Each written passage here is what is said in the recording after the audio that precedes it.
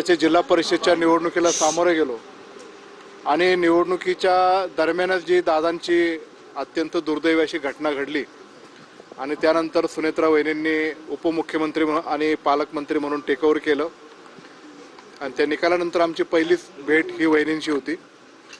प्रथमतः दादांचे असं दुर्दैवी झालं हे आमचं शीर्ष नेतृत्व हे आमच्यातून गेल्यानंतर त्याची वेदना तर आम्हाला होतीच, पण आता राष्ट्रवादी काँग्रेस पक्ष पोरका झाला की काय अशी भावना जी आमची होती, तर त्यातून सुनेत्रा वहिनी ज्या उपमुख्यमंत्र्यांनी पालकमंत्री झाल्यात त्याबद्दल आम्हाला निश्चित आमच्या मनामध्ये तो आनंद आहे। अशा आव्हानात्मक परिस्थितीमध्ये सर्व दुःख बाजूला सारून नेतृत्व स्वीकारणं आणि त्याच धीराने प्रत्येक कार्यकर्त्याला एक कुटुंब प्रमुख म्हणून पुढे जाण्याचं सुनेत्रा वहिनींचं कौतुक करणं करावं तेवढं थोडं आहे। पण आज आमची भेट झाल्यानंतर जिल्हा परिषद असेल, जिल्हा नियोजन असेल, महाराष्ट्र शासन असेल, त्याच्या माध्यमातून अजितदादा जसे आम्हाला पाठबळ देत होते त्याच प्रकारचं पाठबळ संपूर्ण जुन्नर तालुक्याच्या प्रत्येक कार्यकर्त्याच्या पाठीमागे ते उभे करतील असा विश्वास त्यांनी आम्हाला दाखवला। आणि पहिलीच भेट असल्यामुळं नेमकी वहिनी काय बोलतील अशी आमच्या मनामध्ये एक कुतूहल होतं किंवा काय बोलणार आहे, कारण ते फर्स्ट टाइम पॉलिटिकल इव्हेंटमध्ये आमच्याशी बोलतायत असं आम्ही ते जाणवलं।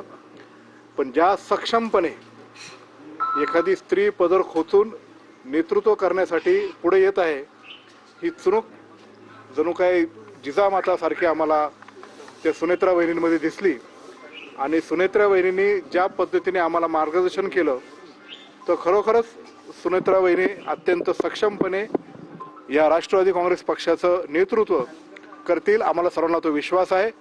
आणि पुन्हा एकदा उमेदीने अजितदादांचे जे स्वप्न होतं, अजितदादांचे जे विचार होते, जे आमचे पक्षाचे फुले शाहू आंबेडकर एक विचाराने आम्ही जे पुढे जात आहोत तो विचार आता आम्ही पुन्हा एकदा अजितदादांचेच प्रतिबिंब म्हणून सुनेत्राताई पवार यांच्यामध्ये पाहून एकदम चांगल्या मनाने, चांगल्या ताकदीने पुढे जाण्याचा आम्ही निर्धार केलेला आहे।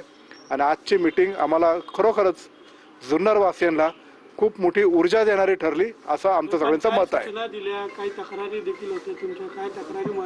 नाही, तक्रारी काय मांडल्या नाही, फक्त जुन्नर तालुका आम्ही सगळे एकत्रितपणे पुढे जात असताना आम्हाला अजितदादांचं पाठबळ खूप मोठं होतं, त्याच प्रकारचं पाठबळ किंवा विशेषतः आता तिथं राष्ट्रवादी काँग्रेस पक्षाच्या विचाराचा आमदार नसला, दोन राष्ट्रवादी स्प्लिट झाल्यामुळं जे आम्हाला फटका बसला ते आम्ही आता सारं विसरून आम्ही एकत्रितपणे पुढे जाण्याचं ठरवलेलं आहे। तर आम्हाला पुढं जात असताना जिल्हा परिषदचं एखादं पद आमच्या जुन्नर तालुक्यामध्ये प्राप्त व्हावं ही आम्ही ती विनंती केली आणि त्यातून निश्चितच सकारात्मक विचार करून जुन्नरकरांच्या पाठीमागे मी खंबीरपणे उभे आहे असं वहिनीने आम्हाला शब्द दिला। तारीख होती 12 तारखेला राष्ट्रवादीचं विलीनीकरण होणार असं बोललं जात होतं। दादांची पण ती इच्छा होती। आता दादा आपल्यात नाही आहेत या चर्चा कितपत योग्य माहिती नाही, पण आज शशिकांत शिंदे त्यांनी एक लेख लिहिला, त्यात असं स्पष्ट लिहिले की पवार साहेबांची देखील इच्छा होती विलीनीकरण झाल्यावर ही सगळी सूत्र दादांच्या हातात देणार होत्या, म्हणजे दोन्ही राष्ट्रवादी एकत्रित झाल्यावर दादाच बॉस होणार होते, असं काही चर्चा झाली होती विलीनीकरणाची असं आठवते? नाही, त्याच्या बाबतीत काय मला माहिती नाही, पण दोन्ही राष्ट्रवादी काँग्रेस पक्षाची आघाडी करून पुढे जायचं हे मी असेल, आमच्या विभागाचे खासदार डॉक्टर अमोल कोल्हे असेल, आमचे सर्व कार्यकर्त्यांनी आम्ही दादांना तशी विनंती केली आणि ठीक आहे म्हणले अमोल आणि तू बस आणि जे जिल्हा परिषदेचे उमेदवार आपल्याला निवडायचे ते तुम्ही एकत्रितपणे ठरवा। आणि एकत्रितपणे ठरवत असताना दादाने आम्हाला सांगितलं की आपण सगळेच घड्यावर लढू, त्यासाठी मला पण सूचना केल्या, डॉक्टर अमोल कोल्हेला सूचना केल्या, म्हणून आम्ही सगळेच उमेदवार घड्यावर लढवलेले आहेत। आता विलीनीकरणाचे ते वरिष्ठ नेत्यांचा तो विषय आहे, पण जुन्नर तालुक्यामध्ये आम्ही सर्वांनी ठरवलेलं आहे। आत्ता जेव्हा आम्ही मीटिंग होती तेव्हा जुन्नर तालुक्याचे राष्ट्रवादी काँग्रेस पक्षाचे अध्यक्ष होते, तालुका अध्यक्ष, आणि जुन्नर तालुक्याचे राष्ट्रवादी काँग्रेस पक्षाचे शरदचंद्रजी पवार पक्षाचे पण अध्यक्ष होते। आम्ही सगळेजण एकत्र आले आणि तोच निरोप आम्ही वहिनींना दिलाय आणि आम्ही ते ठरवलेलं आहे। पुढं काय होईल आम्हाला माहित नाही, पण जुन्नर तालुक्यामध्ये राष्ट्रवादी काँग्रेस पक्ष एकत्रितपणेच वाटचाल करणार,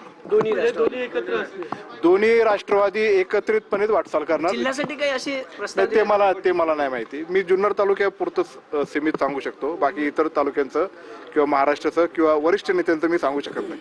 वहिनी असं म्हणाल्या की कार्यकर्त्यांच्या मनामध्ये कुठलाही संभ्रम ठेवू नका की तुमच्या पाठीशी कोणी नाही, तुमच्या पाठीशी भक्कमपणे उभे आहे, सांगताना वहिनी जरा थोड्या भावूक झालेल्या होत्या.